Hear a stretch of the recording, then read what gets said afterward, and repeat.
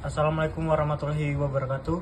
Perkenalkan, nama saya Gival Santoso dari Prodi PGSD Fakultas FKIP, NIM 20256173. Di sini saya akan menjawab soal-soal dari materi konsep dasar matematika.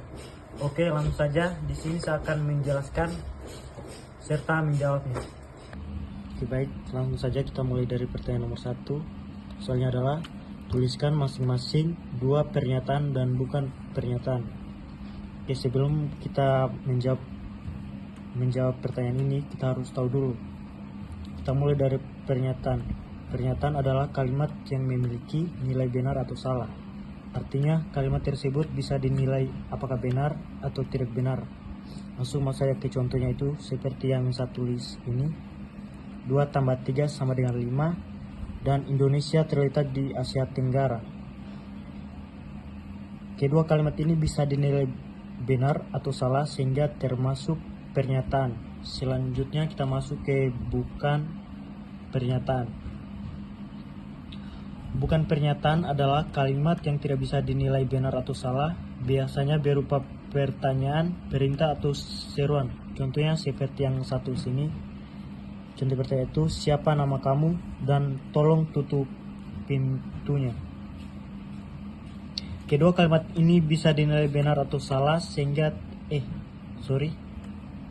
kedua kalimat ini tidak memiliki nilai benar atau salah, jadi termasuk bukan pernyataan. Jadi kesimpulannya, pernyataan itu dapat diuji kebenarannya, sedangkan bukan pernyataan tidak bisa karena hanya berupa pertanyaan atau perintah. Oke, kemudian kita masuk pertanyaan nomor 2. Soalnya adalah, perhatikan di bawah ini. Buatlah kalimat proposal pada setiap premis dan kesimpulan serta lengkapi tabel kebenaran berikut. Oke, bisa dilihat bahwa diketahui dua premis, yaitu premis pertama P implikasi Q atau ditulis P jika maka Q, dan premis kedua R jika maka tidak Q. Kita akan membuktikan apakah kesimpulan ini benar dan logis menggunakan tabel kebenaran. Oke, ini dia tabel kebenarannya, saya sudah isi. Langkah pertama itu kita tentukan semua kemungkinan nilai benar dan salah dari P, Q, dan R. Ada 8 kemungkinan karena masing-masing bisa bernilai benar atau salah. Kemudian kita isi kolom satu per satu. Untuk jika maka Q, kita tulis kebaikan dari Q tersebut. Dan untuk P, jika maka Q hasilnya salah hanya ketika P benar, tapi Q salah. Begitu juga dengan R, jika maka tidak Q, salah hanya kalau R benar dan jika maka Q salah. Lalu kita buat konjungsi atau dan, yaitu P jika maka Q dan R jika maka tidak Q. Selanjutnya kita cari P jika maka tidak R, yaitu pernyataan yang dibuktikan. Dan terakhir kita lihat hasil dari P jika maka Q dan R jika maka tidak Q, dan jika maka P jika maka tidak R. Dari tabel yang sudah diisi, ternyata hasil kolom terakhir selalu benar. Artinya pernyataan tersebut adalah tautologi. Dan kata lain, setiap kali kedua premis benar, kesimpulan P jika maka tidak R juga pasti benar. Jadi argumen ini dinyatakan valid. Oke, baik, lanjut ke pertanyaan nomor 3. Buktikan bahwa kedua pernyataan melalui tabel kebenaran adalah ekuivalen. Contoh seperti negasi P atau Q. Jadi P dan negasi Q atau Q dan negasi P. Oke, baik, di sini kita gunakan hukum De Morgan. Hukum De Morgan menyatakan bahwa negasi dari konjungsi akan menjadi disjungsi dari negasi. Artinya, jika maka P konjungsi Q sama dengan jika maka P disjungsi jika maka Q. Dan sebaliknya, negasi dari disjungsi menjadi konjungsi dari negasi. Selanjutnya, kita buat tabel kebenarannya untuk membuktikan kesamaan keduanya. Kita buat kolom untuk P, Q, P konjungsi Q, jika maka P konjungsi Q, jika maka P, dan jika maka Q, jika maka Q disjungsi jika maka Q. Baik, hasil tabelnya adalah seperti berikut ini.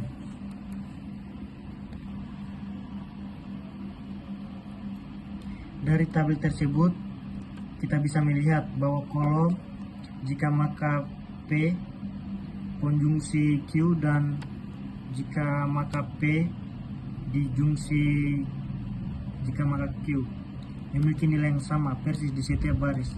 Artinya kedua pertanyaan tersebut ekuivalen secara logika. Oke, baik, langsung kita masuk ke soal nomor keempat. Diketahui himpunan A sama dengan 2, 3, 4, 5 dan himpunan B 2, 3, 5, 7, 11 dan 13. Kemudian kita tentukan himpunan dan jumlah anggota berikut. Yang bisa dilihat bahwa pertama A adalah irisan dari B dan B-nya itu adalah A adalah gabungan dari B masuk C, A dan dikurang B. Oke, langsung kita jawab bahwa A irisan B sama dengan 2, 3, dan 5. Ada 3 anggota. Kemudian masuk B, A gabungan B sama dengan 2, 3, 4, 5, 7, 11 dan 13. Jadi bisa dilihat gabungannya itu adalah 7 anggota.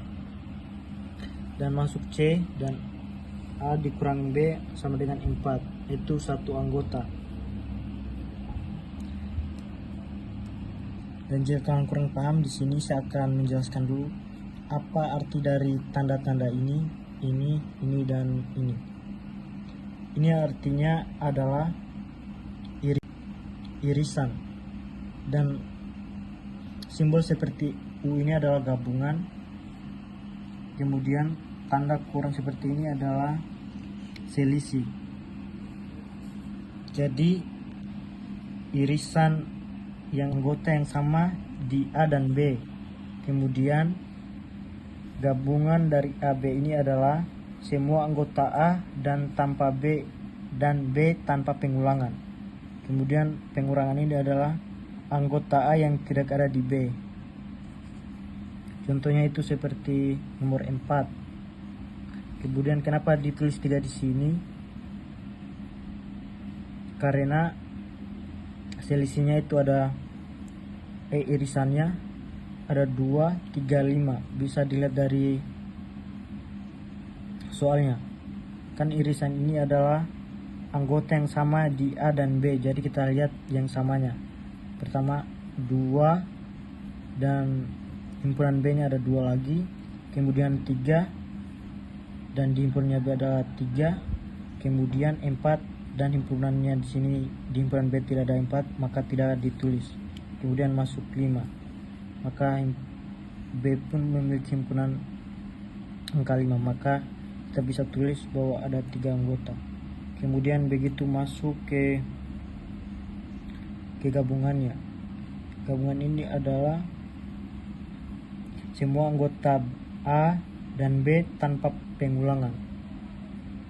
Contohnya itu seperti 2, 3, 4, 5, 7, 11, dan 13. Nah, kemudian masuk selisih. Selisih ini adalah anggota A yang tidak ada di B. Contohnya seperti A ini 4, kan tidak ada angka 4 di himpunan B, maka ditulis satu anggota. Oke, baik, di sini kita lanjut ke nomor 5. Diketahui sebuah A sama dengan akur, dan kita harus tentukan dan tuliskan semua himpunan bagian dari A tersebut. A itu kan sama dengan akur. Kemudian kita tentukan semua himpunan bagian dari A. Masuk. Jawab. Jumlah himpunan. Oke, pertama-tama kita tahu bahwa himpunan bagian atau subset adalah himpunan yang berisi sebagian atau seluruh anggota dari himpunan asal. Jika sebuah himpunan memiliki n anggota, maka banyak himpunan bagian dapat dihitung dengan rumus 2 pangkat n. N ini adalah nilai yang belum diketahui, karena himpunan A memiliki 4 anggota, yaitu A, K, U, dan R, maka nilai n-nya adalah 4. Jadi bisa ditulis bagian A adalah 2 pangkat 4. Kemudian kita tulis bahwa semua himpunan bagian A adalah 16. Dari mana 16 ini? 16 ini dari 2 pangkat 4 tadi. Jadi kita tuliskan semua himpunan bagiannya, yaitu dari pertama itu himpunan kosong, kedua himpunan A, ketiga K, keempat U, kelima R, keenam A, K, dan 7 A, U, 8 A, R, dan seterusnya. Bisa Anda lihat di kertas jawabannya. Jadi jumlah seluruh himpunan dari bagian dari A adalah 16 buah. Oke, baik, masuk ke pertanyaan nomor 6. Soalnya itu adalah dari 30 orang siswa yang mengikuti lomba di sekolah, dan masing-masing anak itu ada 16 siswa yang mengikuti lomba matematika, sedangkan 15 siswa yang mengikuti lomba IPA, dan ada 9 siswa yang mengikuti keduanya. Kemudian kita disuruh menghitunglah berapa banyak siswa yang tidak mengikuti kedua lomba. Baik, di sini kita misalkan bahwa M ini adalah siswa yang ikut lomba matematika, kemudian I ini adalah siswa yang ikut lomba IPA, dan M ini adalah simbol dari siswa yang ikut lomba matematika berjumlah 16 orang. Kemudian itu I, siswa yang mengikuti lomba IPA, ada 15 orang. Dan M, irisannya I sama dengan 9. 9 ini adalah yang ikut keduanya, atau disebut gabungan dari keduanya. Dan S ini adalah jumlah seluruh siswa, adalah 30. Di sini kita gunakan rumus himpunan gabungan. Jadi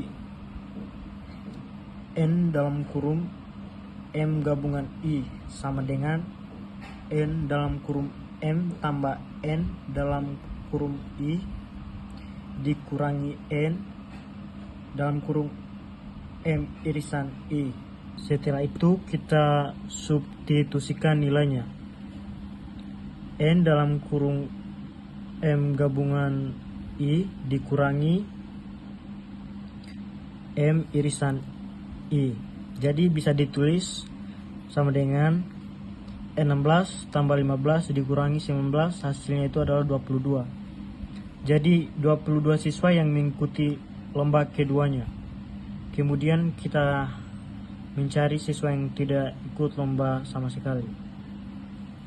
Jadi N itu dalam kurung S ini adalah jumlah seluruh siswa dikurangi N dalam kurung M gabungan I. Gabungan I ini adalah hasil dari yang tadi, dari 22 ini. Maka bisa ditulis dengan 30 kurang 22 sama dengan 8. Jadi jumlah siswa yang tidak mengikuti kedua lomba adalah 8 orang. Baik, itulah tadi hasil dari paparan saya atau jawaban saya serta penjelasan yang saya telah berikan. Jika ada salah kata ataupun yang tidak dimengerti, mohon maaf karena saya lagi masih belajar. Oke, di sini saya tutup. Wassalamualaikum warahmatullahi wabarakatuh.